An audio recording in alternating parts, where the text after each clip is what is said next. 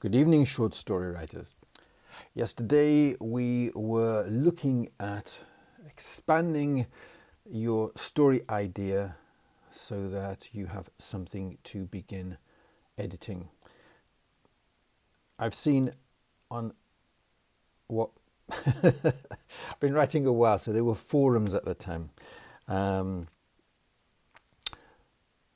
forums, the advice that writing is rewriting.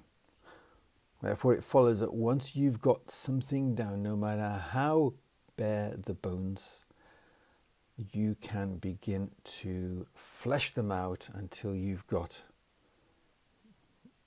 a corpse. I don't know. Hopefully not a corpse, because that would mean that the story is dead, and we don't want that. No, until you've got a better picture. So it's like the armature of a sculpture. There's the wireframe, and then the sculptor begins to put the clay on, and that becomes the model, and then the model is copied and becomes the final piece. There are probably more steps than that, but you get the idea. You start off with the wireframe, or in our case, what I'm going to call the bare bones, the 5-bone skeleton, the opening problem, the end, and the 3 items of conflict in the middle. And once you've done that, you can begin to modify them and add to them. So, for example, your end could be something as blunt as simply to get something written down, some placeholder text it's called, and they all lived happily ever after. And let's take the classic case of Cinderella, because this is a universal story, okay? So there once was an unappreciated member of the family who was despised and made to do all the work, and she was downtrodden. Pretty long sentence, but you've written it down, you've got your start. So she's despised, she wants to overcome that. That's a bad situation. Anything which is bad in the conflict, the opening part of the story, is what the protagonist wishes to change by the end. And then the real conflict comes, because this is her ordinary life. She's a drudge. She's made to do everything. And it is unfair, because originally the home belonged to her father. He married her stepmother. Father died, and now the stepmother and her two stepsisters lorded over her. And what was once her home, she is nothing more than a servant. She, like Harry Potter, has to live under the stairs. So, big, massive injustice, but that is the ordinary world, and that all by itself would be the basis for any number of stories. Revenge stories, for example, where she poisons the sisters or turns one against the other, so they start fighting and hate each other, and then turns them against their mother, and the mother against... No, she probably wouldn't do that, because she's... Yeah, it's a trope, isn't it, that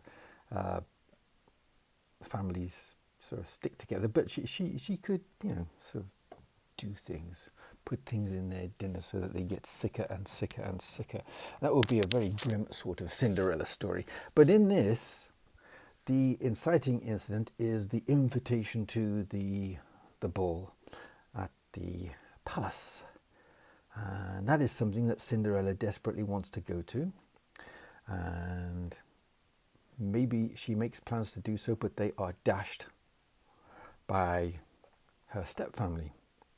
So that's the inciting incident and what she does about it.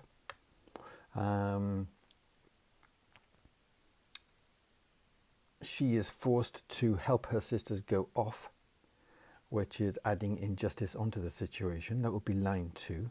So, the second line, which would be the first of the conflicts, would be that she wants to go, but is told that she cannot in no uncertain terms. Line 2 would be she starts sewing a dress together in secret so that she can sneak off after she's done all her chores and at least stand on the sidelines and soak up the atmosphere. But one member of the family or the other overturns that, and she is thwarted. And then the third line would be the Deus Ex Machina part, which is not quite so good, obviously, because we don't want Deus Ex Machina. We do not want a fairy godmother coming along and making everything all right for her.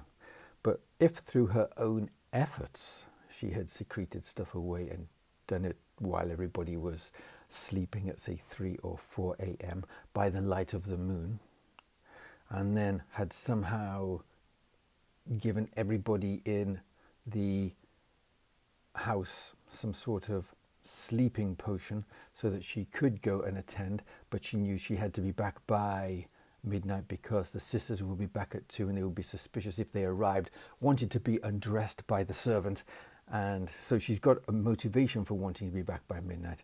And then the death of the hero line is that she enjoys herself so much, the prince is enchanted by something in her personality, as well as the fact that she's beautiful, but also some vibe that she's giving off, and he keeps her there till after midnight, and she has to run and run and run, and she only just gets in before her 2 sisters. And then she thinks, well, that was glamorous, but it was one night only, now back to this life until I die. And that is it. So she's had several kind of defeats there, but that really is it. She feels that that dream life is now over for her. That is the death of the hero. And then, okay, the story proceeds that the prince takes, he becomes the protagonist now. So it becomes a different kind of story. But you got your 5 lines, because there's no realistic way in this story that Cinderella can reach out to the prince and say, hey, it was me last night that you're looking for. But in your story, that can be different, especially in the days of social media and the like. So you got your 5 lines, and then you would begin to flesh them out in some way.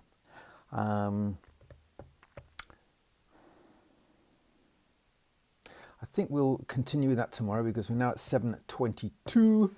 But the important thing will be to write down those steps. And as a challenge, take the Cinderella story and change the circumstances. It doesn't have to be a family. It could be, I don't know, some military person in a barracks, and because of where they are from, they are looked down on. This situation happens in Harry Potter, doesn't it, where the Malfoys are of royal blood, or whatever it is they have, noble blood, noble wizard blood, and they look down on Harry Potter because, well, I don't know why, because his mum and dad are legendary. It doesn't actually make much sense, but they do anyway, because he's hanging around with muggles, or he was brought up by, I don't know. There's a reason for it. J.K. Rowling has a reason for it, and there is this inherent conflict. So it could be that. It could be the new kid on the block at work, and opportunities are being given out to the favourites, and the new person is being looked down on because they are from the wrong part of the country. Female.